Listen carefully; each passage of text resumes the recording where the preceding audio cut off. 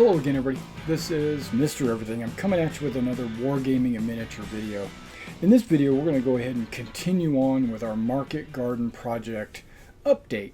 If you haven't been to any of these updates, what they are is they're kind of like bi-weekly information videos that kind of let you know the progress that I'm making on my project. So my project currently is the Market Garden project, which encompasses the whole Hell's Highway, a bridge too far scenario. I plan to do the campaign for that starting in September, when actually the actual Market Garden 75th anniversary is going to be. So that's when we're going to start, and we're going to kick off our Market Garden campaign, which should be about, I don't know, 20 battles or something like that, which is going to be like 5 months if we play every week. So yeah, it should get us through the holidays. But having said that, if you've been following the stream, the channel, you've been watching me progress from the very beginning, which I already had some Grenadiers and some 101st Paratroopers. That's how I started with my bolt action campaigns, or armies, but I had to add to that. So I added the British para, I added just regular US troops because I'm using them as glider troops, and then I have Fallschirmjägers, and I also have SS. So actually I've got like 6 armies, and so what I'm doing is at the convention in August 24th down at NashCon in Nashville, we are running or hosting a Market Garden campaigns or Market Garden event Saturday afternoon. On Saturday afternoon, we're going to have 3 tables set up. We're going to have one with the 101st and the German Grenadiers fighting over Son Bridge. And then we're going to have the second table is going to be the 82nd versus the 6th Fallschirmjägers fighting over Grosbeak Heights. And then the third table is going to be the first British para against the 10th SS. And that's going to be in between Oosterbeek and Arnhem, in somewhere in between there, like the outskirts of Arnhem, and so that's going to be exciting. That all those battles have unique things about them, but what I'm going to try to do, and I thought about this over the last week or so, what I'm going to try to do is dumb it down. I'm going to go with I'm going to try to make the quick reference sheet even easier, because it doesn't need information that's not going to be used. We have no artillery. We have no air support. We're not using that. 30 Corps would have artillery and air support, but not this deep into the campaign. The 101st might have artillery, and the 1st Airborne Paras might have artillery, but we're taking it out of the game. Not going to worry about artillery. Now, some mortars will be in the game, but that's going to be basic, simple, super simple. I'm trying to keep the heavier weapons limited. I want it to be mostly paratroopers against like would-be defenders. But having said that, I am going to do some, like one tank anyway, specifically the Stug, which you can see right here, the Sturmgeschütz 3 with 75. I guess it's the G model. This is finished. It just needs to be painted, really. And then I've got 2 Hanomags complete. The 2 Hanomags, I need a third. These 2 will be for the 10th SS, and I need one more for the 6th Fallschirmjägers, mainly so it can carry its anti-tank gun. Do I need it? I could drop it off of the army list. I haven't even done the German army lists. I've only done a couple of the Allied army lists. They might not need it because, I mean, it'll be just wasted points. Okay, it might even be a moot point because the 82nd aren't going to have any armored vehicles. So the Fallschirmjägers that are fighting the 82nd, I don't necessarily want to commit a bunch of points to to an anti-tank gun that the players won't be using anyway, and it'll just bog the game down anyway. So I might not even use that half track and anti-tank gun. So I still have to write that scenario. Okay, so that's the forces. I still need to do a couple of squads of just regular old German like blitzkrieg troops. I'm going to use those as like second rank troops. I should be able to knock that out super fast. And here's some other things that I've got going on. As you can see on the table here, I've got some tiles. This still has flock, loose flock, sitting on top of it. I applied the glue last night and then flocked it and let it sit overnight. And now it's like 18 hours later. So maybe not even that much. Maybe like 18 hours later. And so what I'm going to do is I'm going to knock all this flock off and show you what these tiles look like in my next video, my second video, which is going to be a continuation of my creating tiles series that I did just a moment ago. Also, I got the armatures in, which I went ahead and shaped and formed them, glued them to my washers, because you can see there's a washer there, and painted it brown. So now I just need to use the lichen that I have here, which I got a new bag of lichen. This is the light green mix. I think I used medium green mix on all those other trees, and this is a light green mix, which means my trees are going to look a little bit different under the outer edge, because the outer side of it I'm going to hit with like a spray adhesive and then sprinkle some flock on it just to give a little extra tint or color. So these I need to do. I'm going to do those in the next couple of days. Toss. Okay. We can push that off to the side. Even though this is still kind of the flock underneath, the loose flock on top, I'm sure it's dry. I'm sure it's ready to go. So I just need to knock off all the excess. I also got in some cobblestone that I made some roads with, and some tiles up there that are complete, that are basically all cobblestone, and that's good for a part of the city in Arnhem. On this bridge, as you can see on some of these tiles, I have a light gray and a medium gray mix, which looks more light gray than medium gray. I probably should have went with a medium gray, but it matches the cobblestone, so I went with the light, or the mix.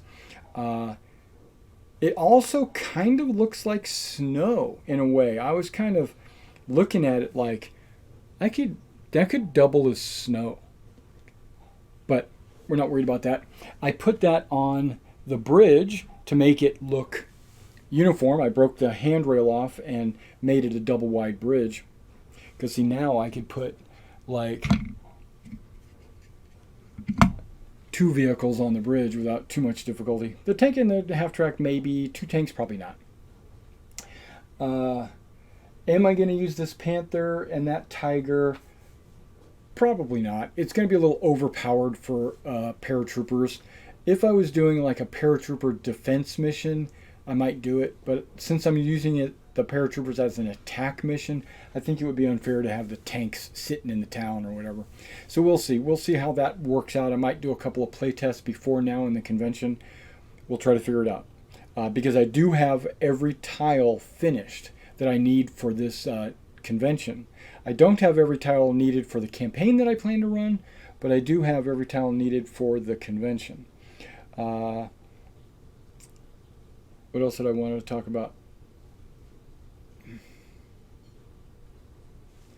Trees. Oh yeah, another thing I wanted to talk about was, if you've been following my channel for any amount of time, you probably saw me make some ruined walls for my D&D campaign. I made those D&D ruined walls for when they were in Chult and they were exploring ruins in the jungle and stuff like that. I thought about this the other day. Those walls are about 6 inch long, and they are perfect for if I had 4 of them, I could make like a little rubbled building. All I got to do is lay 4 of these rubbled walls down, maybe scatter some rubble on the inside, or maybe not, and I could set up additional rubbled buildings. Okay, so basically there's 3 levels of buildings. We've got intact buildings, we've got destroyed buildings, and then we have rubbled buildings. The intact buildings and the destroyed buildings, and I say destroyed because they might have one wall busted down, or they might have some windows, or the roof might be broken, but it's still pretty much a solid building. The rubble building is like the entire building just collapsed. And I should bring some extra tiles or walls so that if somehow a building gets destroyed, because they can, which I don't think I'm not going to worry about any of those rules probably. We're not going to worry about destroying buildings. But if through the campaign we were going to use all rules, so when the buildings collapse, I can just pull the building and then set out some of these walls to represent the rubble, because they work really good. Now the downside is I made them big, tall-wise. The walls are 10 feet at some point, like they 10 feet and then they come down to like 3 feet, or they have various heights of the walls. So that's actually pretty good, right? And I used cork to make those walls. You take cork, you cut it, you stand it on the side, glue it to a popsicle stick, you've got yourself a wall. I painted them, flocked them, put grass and vines and stuff all over them. So they were originally for Chult, but I'm probably gonna use them for my market garden campaign. Okay, these tiles are not complete. Even after I knock off the flock, I still have to do a little bit of work to them. I still have to do a little bit of work to all those tiles, but overall, primarily, if I had to, I could just throw these on the table right now and we could game on them. As you can see, I made some sections of woods and roads, and these are like going to be city sectors tiles. So we did a little bit of good everything. On my middle table, because I only have enough tiles to do the Son and Arnhem, the middle table is Grosbeak Heights. So I need to have some hills ready, and I need to have some terrain features that I'm going to put on those, because what I'm going to use is just a blanket. I have a Games Workshop 4x6 flocked game. What do you call it? A game mat, and it basically looks just like that. And I'm going to put maybe some roads down and some rivers down, stuff like that, and then a bunch of trees in tree templates, which is going to be a lot different than these 2 end tables. These 2 end tables are going to look really nice, but that middle table is going to look like it's the redheaded stepchild, unfortunately. Unless I have enough time, which I don't think I do, to make about 24 more of these tiles, which I probably could, but I don't need to, because I don't need that many tiles for my campaign, and I don't want to just make tiles just for one convention and then never use them again. Okay.